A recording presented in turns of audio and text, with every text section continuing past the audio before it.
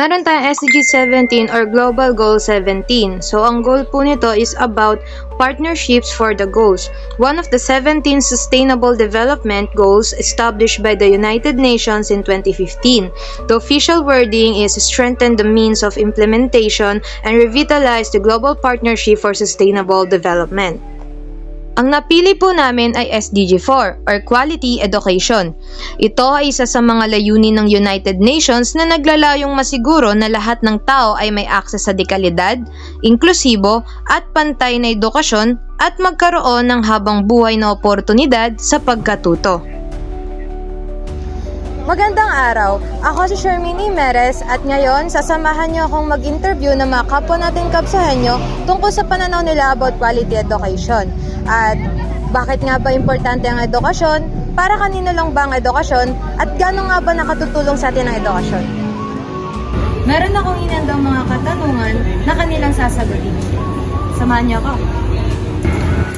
Excuse me po, okay lang po ba na ma-interview ko po kayo? Kahit saglit lang po, mga ilang katanungan po. Sure po. Tungkol po kasi sa quality education yung itatanong ko po sa inyo. So, para po sa inyo, bakit po importante ang edukasyon? Para sa akin kasi ang edukasyon kasi yung magli-lead sa atin para sa magli-lead siya patungo sa right way kung saan doon tayo magiging successful in the future. So parang ang education for me is the key para success in life. Ito na po yung last question. Ano bang may tutulong ng edukasyon sa atin? For me, ang matutulong ng education sa atin is ayun yung magpapalawak ng kaisipan natin kung saan magagamit natin kahit saan na kahit hindi man dito, hindi man sa lugar natin, kahit mapaibang bansa, dala pa rin natin kung ano yung pinag-aralan natin from school. Wow, thank you. Ay, excuse me po, okay lang po ba na may interview kayo kahit saglit lang po? Mga ilang katanungan lang naman po. Sige. Bali, ano lang naman po, yung topic po namin is about quality education. So, for you po ba, bakit po importante ang edukasyon? Education. For me, education is one of the most important things that we can learn in this world. Education also is our foundation para magkaroon ng big step, para magkaroon tayo ng better future. Tapos, ano po ba yung mapapayo nyo dun sa mga nawawala na ng pag-asa mag-aral or hindi na nakapag-aral? Huwag lang kayo mawalan ng pag-asa kasi yung buhay naman hindi lagi nasa baba ka. Kailangan sipag lang din, ganoon. Kailangan mo lang naman umano sa buhay eh. Tapos pwede ka naman ulit makapag-aral pag meron ka ng income, kaya kulang ka sa mga income. Pwede ka naman magtrabaho muna bago ka makapag-aral. For you po, ano po ba ang may tutulong ng edukasyon sa atin? Para sa akin, yun nga sinabi ko, education is can make us successful in life in the future. Maaari tayong makatulong sa mga kabataan na yun nga yung sinabi mo kanina. Maaari tayong makatulong sa mga kabataan na gustong matuto ngunit kulang sa financial. Yun po. Uy, maraming salamat po, sir. Ano pong name niyo po? Aljun Day. Ay, thank you po sa...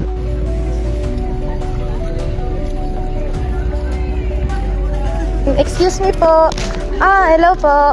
Okay lang po ba na ma-interview ko po kayo? Kahit saglit lang po. Mga ilang question lang naman. Sige po, okay lang po. Sige po. About lang naman po yung topic ko sa quality education. So, perspective nyo po. Okay lang po kung isa-isa ko pong tatanungin para different perspective. Okay lang po.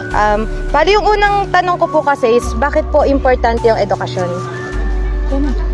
For me kasi important siya kasi magagamit natin siya like using sa government. Magagamit natin yung quality ng edukasyon kapag bumoboto tayo. And makakapag-ambag tayo kapag alam natin yung tama and yung mga laws na napag-aralan natin sa pag-aaral natin, sa studies na ginawa natin during college, ngayon, sa high school na mga naituro sa atin.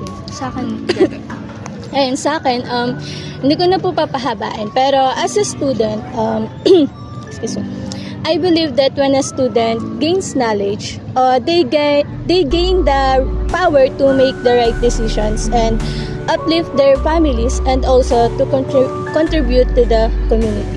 Para naman po sa huling katanungan, ano po ba ang may tutulong ng edukasyon sa atin? Sa tingin ko, as educated person, mas magkakaroon tayo ng mga advantage sa buhay. Especially sa pagtatrabaho. Kasi kailangan natin siya and to have some more experiences using the knowledge that we gain from studying. Ayun, so sa madaling salita, ano lang po, ang may tutulong na edukasyon sa atin is para mas mapatalas yung pag-iisip natin and yung knowledge natin, na mas mapalawak natin yung kaalaman natin, hindi lang sa nangyayari sa loob ng classroom or sa mga subjects na itinuturo, kundi pati outside the school or especially the community and sa mga gobyerno. Ayan, is yung knowledge na makukuha natin sa pag-aaral is magagamit natin para makapili tayo ng tamang mamumuno sa atin sa susunod. Ayun po. Maraming salamat po sa oras nyo. Super appreciated po. Thank you po. Thank you Ano pong name nyo po? Ray po. Ikaw po. Angelina po. Super thank you po sa inyo. Thank you po. Excuse me po.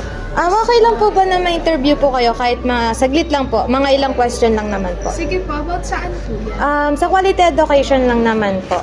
Okay lang po ba? Sure po. Bali ang una kasi po naming tanong is, why is education important? For me kasi, very simple lang yan. Why education is important? First of all, very common, education is the key. Pag educated ka kasi, you have the knowledge. When you have the knowledge, through that knowledge, you can make a good decision making. And with that good decision, it can lead to a success. Sa last naman po, ano bang may tutulong ng edukasyon sa atin? Ayun nga, just like what I have said earlier, pag educated ka kasi, mas maganda yung opportunity in the future. Yun lang naman. Thank you po. Maraming salamat po. Super appreciated po. Thank you. Excuse me po. Okay lang po na ma-interview ko po kayo kahit saglit lang po. Mga konting katanungan lang naman po. Bali, ang topic po kasi namin is quality education. So, yung unang tanong ko po is, para sa inyo po, bakit po importante yung edukasyon? Para sa akin, importante yung education kasi ito yung sisilbing susi sa mga pinapangarap natin sa buhay. Ito rin yung magiging step natin para makamit natin yung mga gusto natin. Yun lang yun. Para sa akin po, mahalaga po yung edukasyon kasi kadalasan po parang parang yung pangalan nito, inaano po siya sa diskarte o edukasyon. Parang mas mataas yung makukuha mo kapag may edukasyon ka kasi diskarte. Yun lang. Yung ano naman po, bale, ano po yung masasabi niyo po dun sa mga ibang kabataan o na nawawalan ng pag-asa mag-aral, ganun po dahil sa kakulangan sa financial or other na reason nila? Ano pong pwede niyong mai-advise sa kanila? Para sa pwede sa akin pag sila mawalan ng pag-asa sa buhay, hindi naman karera ang buhay. Hindi may tamang oras para sa edukasyon. Sa akin po yun din po kasi madami pong nahihiyang mga na kunyari po high school kang papasok tapos sabay edad mo mga 20 na. Parang nahihiya po sila. Kaya yun po, huwag din nilang isipin karera yung buhay. Yun lang po. Thank you po. Maraming salamat po sana. Ano pong name mo po? Clark po. Clark po. Jeremy po. Thank you po. Thank you po sa appreciation.